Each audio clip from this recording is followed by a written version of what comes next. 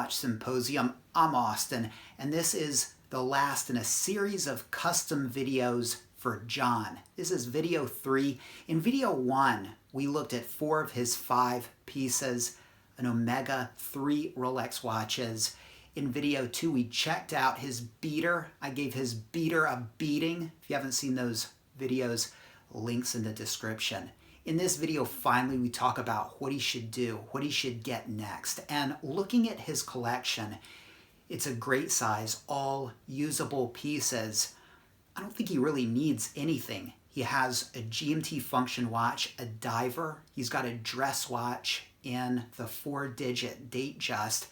But if he's looking for, a well-rounded collection with all of the functions, then of course he's missing a chronograph. So let's read what John has to say.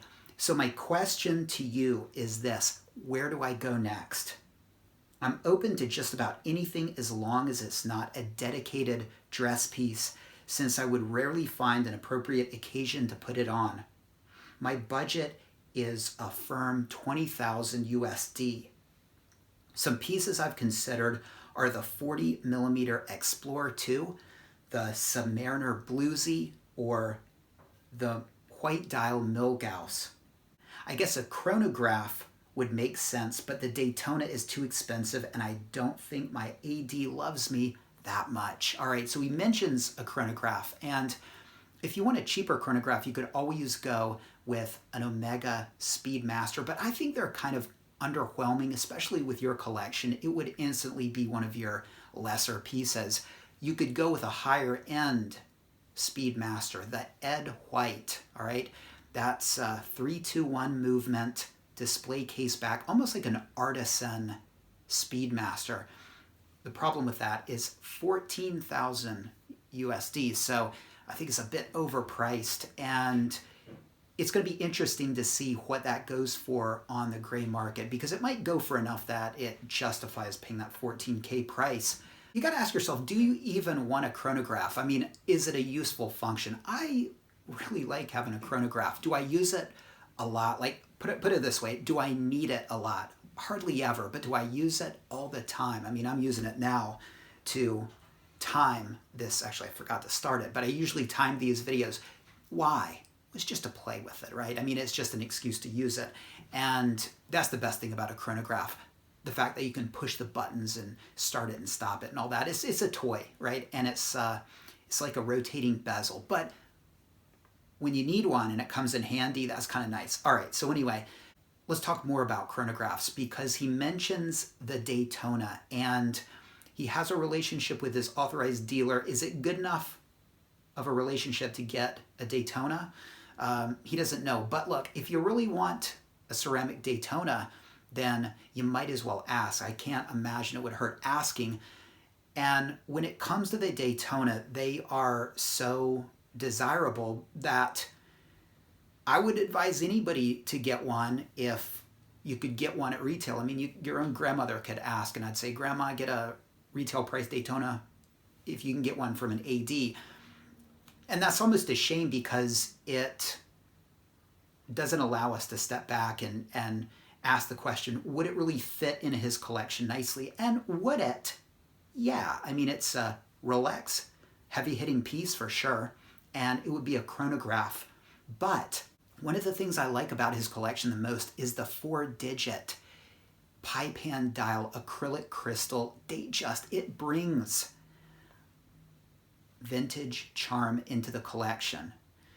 A collection of otherwise ceramic modern pieces. So a little more of that might be a good thing, and you're not going to get that with a ceramic Daytona, but you would with some 5-digit pieces. Now, what about a 5-digit Daytona? Now, when I first got into watches, they were going for around 14,000 USD. I know, wish I'd gotten one. I thought that was crazy money back in the day.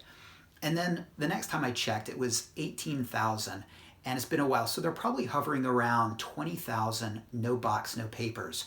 That's within your budget of 20,000 USD. Now, it seems crazy perhaps to pay 20,000 for an older watch, pre-owned. It's going to be a hassle trying to get one. It's a minefield.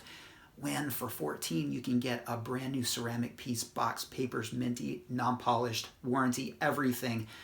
But again, it just might not be a possibility. So just for the ease of it, I would probably say if you can go retail on a ceramic piece, call in your favor, all right?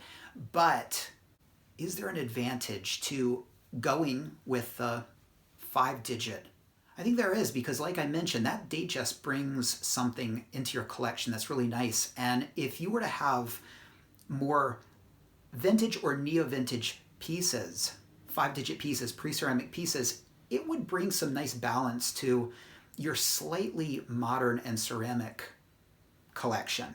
And so that's why I think a 5-digit Daytona might be a good idea. Now, you've got to ask yourself, John, which would you rather wear? Modern pieces or vintage or neo-vintage pieces? And the wearing experience, at least in how others perceive you, is going to be really different. And we should touch on that, because I want you guys to imagine two men in front of you. One has a pre-ceramic sub on his wrist. Another has a cermet on his wrist. Now, what kind of assumptions are you going to make about these guys? Let's talk about the guy wearing the cermet first. All right, well, there are really 3 ways in which he came to acquire that watch, and 2 of them aren't all that favorable. Let's talk about the first one, which would be an ideal scenario, but kind of unlikely. He just stumbled upon it at an authorized dealer, or he's a watch guy who went to his mom and pop AD and they sold it to him. Okay, that's an ideal scenario. And if you're that guy, thumbs up. All right, much more likely is scenario 2 and 3. All right, I'd say 90 to 95% of people fall into this category.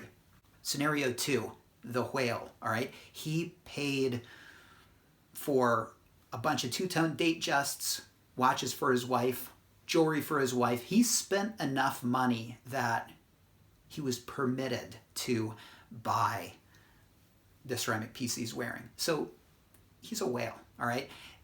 Scenario 3, the guy that paid over 100% retail for the ceramic piece on his wrist. Now, you gotta call into question the judgment of both these guys. And you also have to call into question their motivation, their enthusiasm. Where does it come from? I think for many of them, not all of them, but for many of them, it comes from a place of wanting to flex, right? For many of them, the fact that you're paying so much over retail just shows how much disposable income you have to piss away. But for many of these people, it's not what you would call an enthusiasm that comes from, a deep love of the brand and appreciation of the brand's history. So we look at the guy standing next to him with the pre-ceramic sub on his wrist, all right? And again, we're making assumptions here, but very likely he's going to look like the guy that got into Rolexes back before all this 2021 gray market overpricing craziness. And he's going to look like a more genuine enthusiast that appreciates the brand on a deeper level, the history of the brand. And he's going to probably be what I think you or I might consider a more legitimate watch guy. All right. He's liking the watches for the quote, right reasons, right? I know. Are there any right or wrong reasons to like a watch? Perhaps. Okay. That's a debate. Put your comments in the comment section.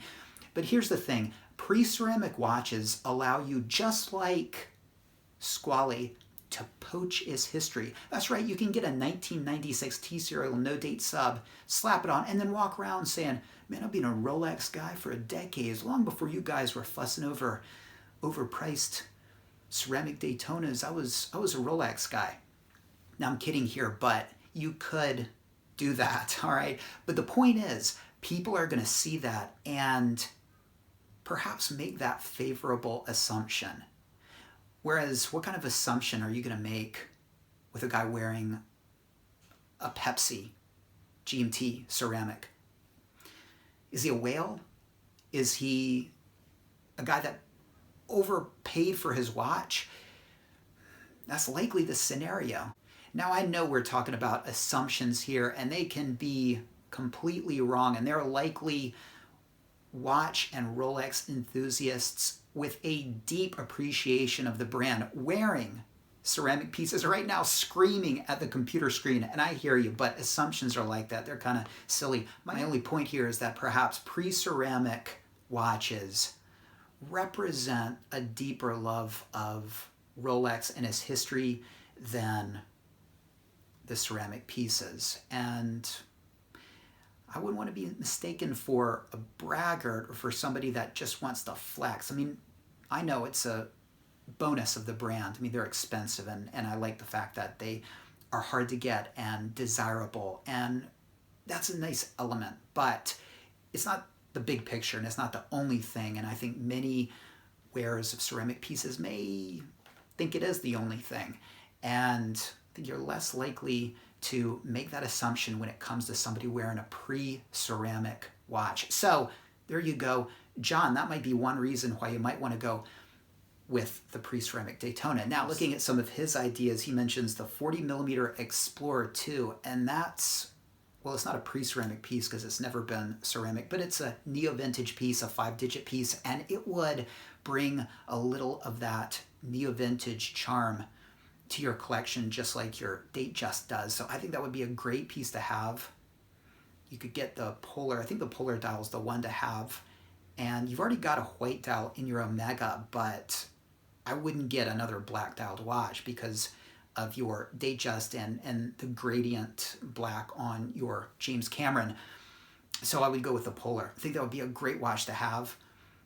Now, you also mention the two-tone bluesy Submariner and beautiful blue dial. If you want that two-tone experience, like you're getting into flexing territory with precious metal on the watch. But you live in South Florida, so you might need to flex a little bit. And if you're looking to get into two-tone watches, that would be a great piece to do so with. Also, if you want a Daytona and you want to get into two-tone, the Daytona two-tone with the Zenith movement, they are still very affordable within your $20,000 price range, and that could be a very collectible watch. And I love the indices on the Zenith Daytona watches, and so that's another two-tone watch that, well, it would give you a very heavy-hitting piece, two-tone, the Zenith movement, very collectible, vintage charm for sure, and you get your chronograph. And then you also talk about the white dial Milgauss. My favorite Milgauss. I love the white dial. I love the orange accents. It's a simple watch. It's a clean dialed watch, and it would give you some minimalism in the collection. Of course, thin on functions, like just a time-only watch. So it could be a nice break from all of your rotating bezel punchy watches, but then your Datejust in a way gives you a break from that. But that does have the Cyclops, it does have the Jubilee bracelet, which can look kind of fancy, all right? This would be, again, a watch that would just give you sort of the minimalist experience. And it's a beautiful watch, but because of the lack of functions, I would find it unsatisfying. I could wear it maybe a week at a time, and I'd say, like, yeah, I just need more stuff. But you've got 20,000, so you could always get the 16570 Explorer 2 40mm and the Milgauss. All right, now that would be two white dialed watches, which might be kind of weird. You could always go with the Z Blue when it comes to the Milgauss, but you know, it depends on if you're a fan of the GV glass. I'm not such a fan of the GV glass, although it's pretty interesting. Apparently, it's so difficult to make. Rolex is like, yeah, we're not going to patent it. Good luck trying to fake that. So, kind of neat stuff, but I like the clarity of just clear sapphire crystal. So, yeah, but you could get both of those watches, probably box and papers, for $20,000 in the States, okay? And, you know, that's if the money's burning a hole in your pocket and you just want to use it up on Rolex watches. I think that would be a great thing to do. But again, if that money's burning a hole in my pocket, or somebody gave me 20,000 and was like, yeah, you got to buy some watches today, or I'm taking it back by the end of the day. All right, well, I'd head to someplace and I would think about a pre-ceramic Kermit, okay? Within your budget, very collectible, pre-ceramic charm, transitional piece. I think I much prefer it to the Cermit. I love the bezel insert, the iridescent ceramic bezel insert. It would just be a great watch to have. And again, it's a transition piece. And oh yeah, that's, I mean, if you're just looking to blow 20,000 willy-nilly on a watch, look no further than a pre-ceramic Kermit, all right? But let's just step back, and I want to say that if you want a well-rounded collection, I would say pre-ceramic Daytona. And I would go with a steel version with a white dial, right? And I really wouldn't worry so much about box and papers because it's in your price range. And look, it's always better box and papers, but again, it would allow you to have that chronograph, have a Daytona chronograph, get that neo-vintage charm.